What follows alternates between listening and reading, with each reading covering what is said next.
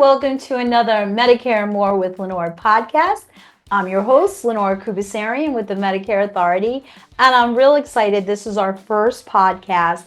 I have with me my partner in crime, my husband, Scott Mizenko. We've been married for 25 years this November, and we formed our business together. We work together, and it's not always pleasant. So those of you who work with your spouse know that there's a lot of back and forth there. But I thought we would take this podcast to just tell you a little bit more about who we are, how we started our podcast, and then, of course, some of the things that we can present to you, some of the things that we do at the Medicare Authority. So I'm going to introduce you to Scott. Scott, why don't you start by telling them how you got into the world of Medicare, because you did it first, right? Yeah, I know. So this is really interesting. I got started in the world of Medicare because of Lenore. At the time, I believe it was 2003 going into 2004. By career, by trade, I was a commercial diver in New York City. I was in the Dock Builders Union, and I dove in the Gulf of Mexico, offshore on the oil and gas rigs. And we had transitioned to, at the time, we were purchasing a Dairy Queen franchise. We've had the Dairy Queen franchise for about a year, and Lenore had her resume with her extensive experience in HR on monster.com, and she got a call from a company called Bankers Life, or Bankers Conseco. And she went there and she had an interview. It was an audience type interview where you basically go in there and they give you the sales pitch about how great it is to sell insurance. She said, "This isn't for me, but this would be for my husband, Scott." And that's how it all started. I basically went in, I had the interview. Took me 2 weeks to get my insurance license. Back in the day, we used to have to sit in a classroom with somebody for 2 weeks and do it. Now you can get it in a weekend over the internet. But that being said, one of the most valuable things as I learned is the experience of being in front of the client. And at the company I first started with, we would literally go and sit down across the kitchen table with the client. And I used that system for many, many years. As I was building up our insurance agency, it literally until about 2018. And then Lenore decided to come on board and transition out of corporate. But with that being said, the reason I decided to stay with insurance is I've watched the booms and busts. I saw what happened when we had the tech crash. And then I saw what happened when the trade centers were hit and then the economy boomed. And, you know, you can buy a house with no doc, no income, anything like that. And then in 2008, we saw it all crash. So I think what gives us a unique view of everything is we've seen all that happen. Right. We've gone through that. Like I had mentioned, I first started working with Bankers Life when they were transitioning from the old supplemental plans with drug benefits going into the new prescription drug program put out by the Bush administration in 2003. So I've saw that kind of morph into what we have now with the supplemental, the prescription drug plans, and in addition to the Medicare Advantage plans, which have become very popular now. But it was really a no-brainer because I've always enjoyed working with the clients. I enjoy sitting across the kitchen table for people, learning about them, and trying to provide solutions. To tell you a little bit about our process here at the Medicare Authority, what you're going to do is you're initially going to meet with Lenore, and then you may have questions about Social Security, about a rollover, about transitioning from your business or your job into retirement. And that's where I come in. We like to let people know that we want to do everything on a holistic approach. So we can help you take care of your Medicare plan, number one, which is your health, because the average person spends close to $250,000 in retirement on their insurance, their health insurance, their Medicare insurance. Number two, we want to help you maximize your Social Security, because now more than ever, it's confusing and it's overwhelming when people are going on Medicare and going on Social Security at the same time. So we want to help you focus on getting your Social Security dialed in, especially if you have a spouse or you're eligible for a spousal benefit. Number three, we want to help you sleep well at night by making sure you have a solid plan in retirement so you don't have to worry about the market crashing or anything crazy happening in our country. Now back to you, Lenore. Tell me what you could add to that. Yeah, thanks so much, Scott. So, you know, I started talking about keeping things simple. We want to make sure people understand when they talk to us, they get real information. We keep it simple. We don't do anything fancy. You're on the phone with me. I go over the steps of Medicare, when you need to enroll, the timeline for that. If you're not really sure, we're going to look at your employer plan versus being on Medicare, how much it costs. We're going to look at the options available as you transition to Medicare. So there's a lot involved in the process, and we're with you every step of the way. So we want people to know that not only do we keep it simple, but we go through the check marks of using a timeline so that you don't miss the important dates, right? So it's about, when do you go on Medicare? What plans do you choose with Medicare? How much does it cost to be on Medicare? And then, as Scott mentioned, there are so many other things that connect with Medicare. Medicare and Social Security are linked, but they are definitely separate. So people need to understand that. You don't need to take them at the same time. Every person is different.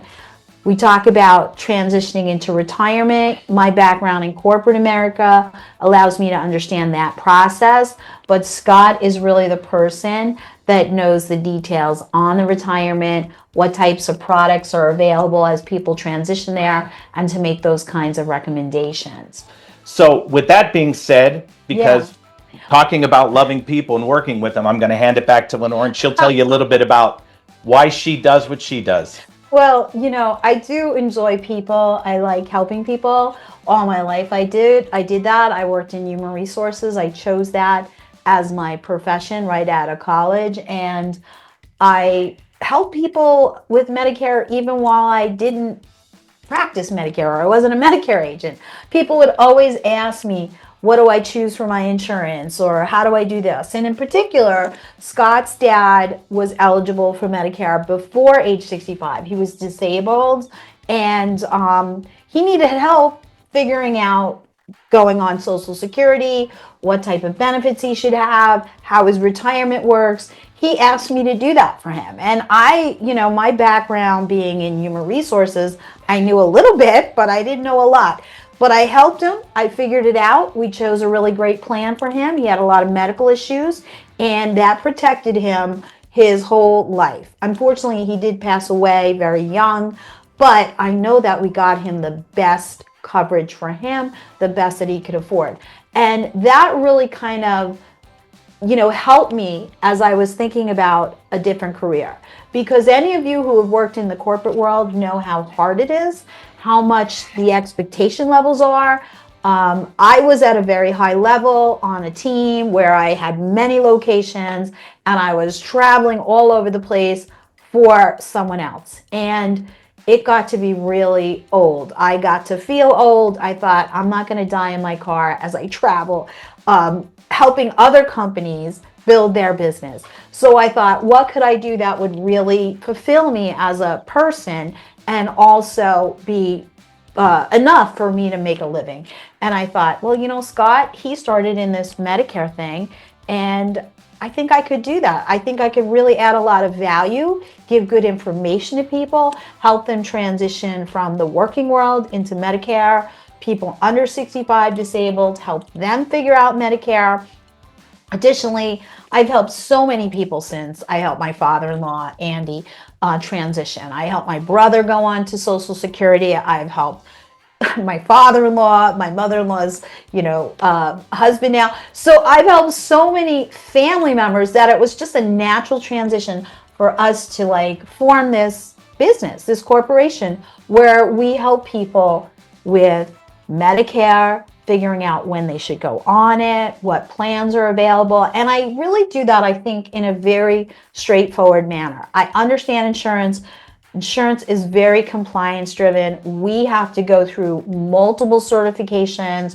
We have to continually keep up with our education in order to be in front of the client. So it's hard to go out of the lines with insurance, but sometimes it's hard to understand how to connect the dots for the individual. And I feel like it was just a natural transition to be able to help people. And Scott and I get so much value out of it, like being able, I'm gonna cry, helping people transition to retirement, which should be a beautiful thing for them.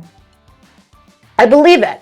And you know what? I'm not going to cry. This is because my family background is Italian. I have to tell you that. We cry at parades, we cry at weddings, we cry at funerals, we cry all the time. But I just really enjoy helping people figure out their retirement. The best part of your life should be retirement. And you shouldn't worry about, all right, let me collect myself. You should not worry about, can I afford it? Will I have the best coverage? What's available for me? And I can do all that for you. I can help you figure it out. And then Scott, he helps you with your retirement, what you should do with your money, what products you need. Because retirement isn't all about Medicare, and people need to plan for their future. Sometimes they put it off.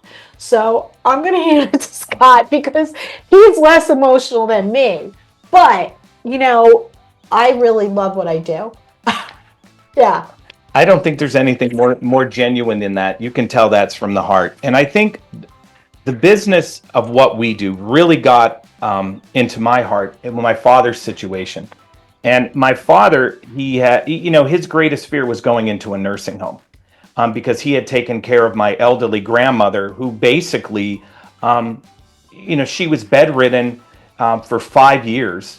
In the old house I grew up in a little town called Hazleton, Pennsylvania. A lot of people know where it is now. It's kind of on the map.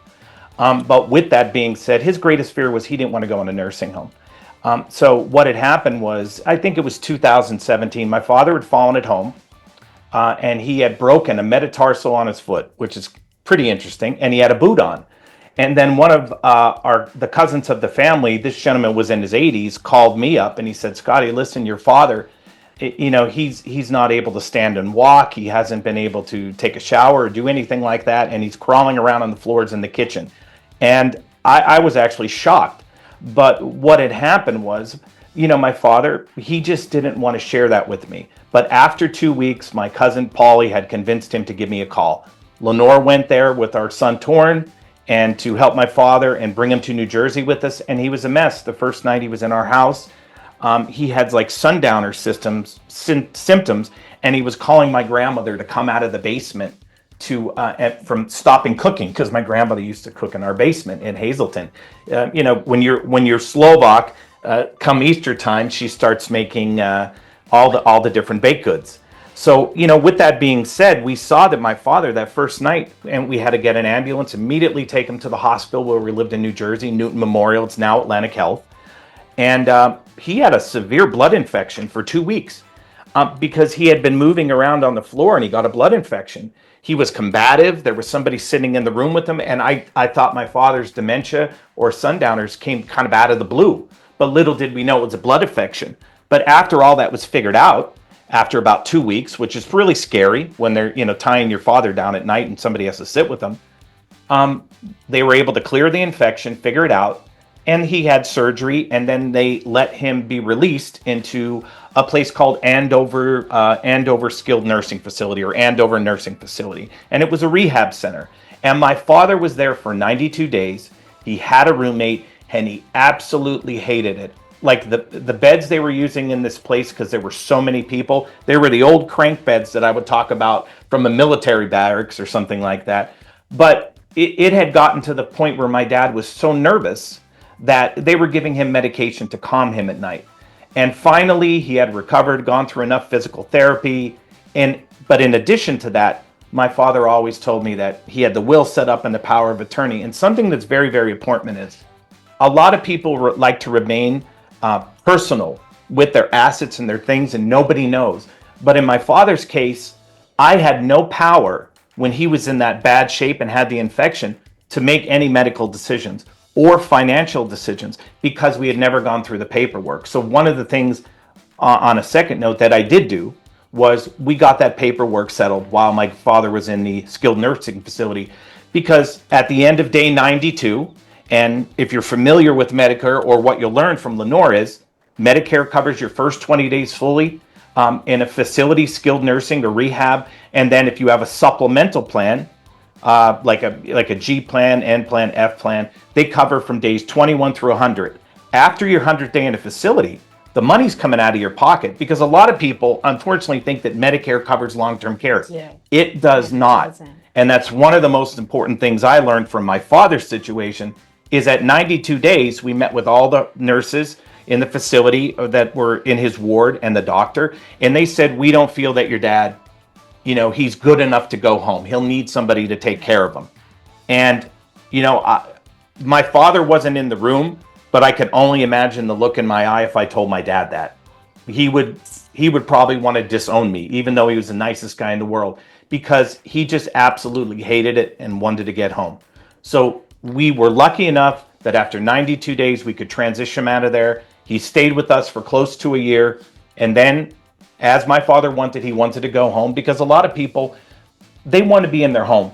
They don't want to be in a facility. They don't want somebody taking care of them. They want to do their own thing. And that was my father's wish. So little then 6 months to 8 months after that, my father passed away over Super Bowl weekend, and he had his wish.